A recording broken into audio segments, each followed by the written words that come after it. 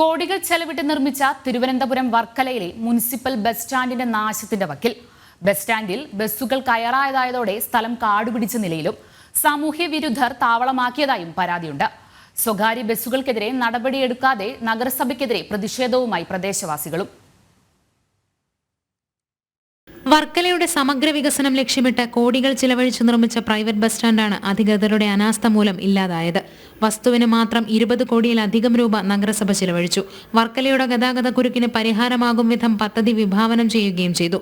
എന്നാൽ പദ്ധതി പൂർത്തിയായെങ്കിലും സ്റ്റാൻഡിലേക്ക് വാഹനങ്ങൾ കയറ്റാൻ ബസ്സുടമകൾ തയ്യാറായില്ല. ഇതോടെ ബസ് സ്റ്റാൻഡ് നാശത്തിലേക്ക് കൂപ്പുകുത്തുകയും സാമൂഹ്യ വിരുദ്ധരുടെ താവളമായി മാറുകയും ചെയ്തു.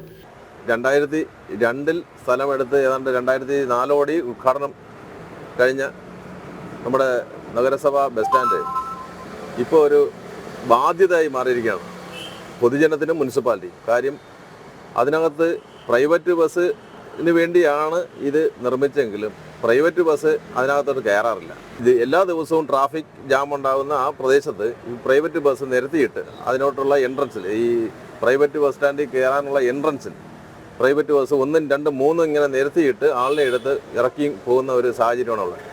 യൂണിയൻ സംഘടനകളുടെ പിൻബലത്തിൽ സ്വകാര്യ ബസ് ജീവനക്കാരുടെ ധാർഷ്ട്യവും നഗരസഭയുടെയും മോട്ടോർ വാഹന വകുപ്പ് ഉൾപ്പെടെയുള്ള സർക്കാർ സംവിധാനങ്ങളുടെ അലംഭാവവുമാണ് ബസ് സ്റ്റാൻഡ് നശിക്കാൻ കാരണമായി വിലയിരുത്തുന്നത്. വിഷയത്തിൽ അധികൃതരുടെ ഇടപെടൽ ഉണ്ടാകണമെന്നും സ്റ്റാൻഡിലേക്ക് വാഹനം കയറ്റാത്ത ബസ് ജീവനക്കാർക്കെതിരെ നിയമ നടപടികൾ സ്വീകരിക്കണമെന്നും പ്രദേശവാസികൾ പരാതിപ്പെടുന്നുണ്ട്. ജനം, തിരുവനന്തപുരം.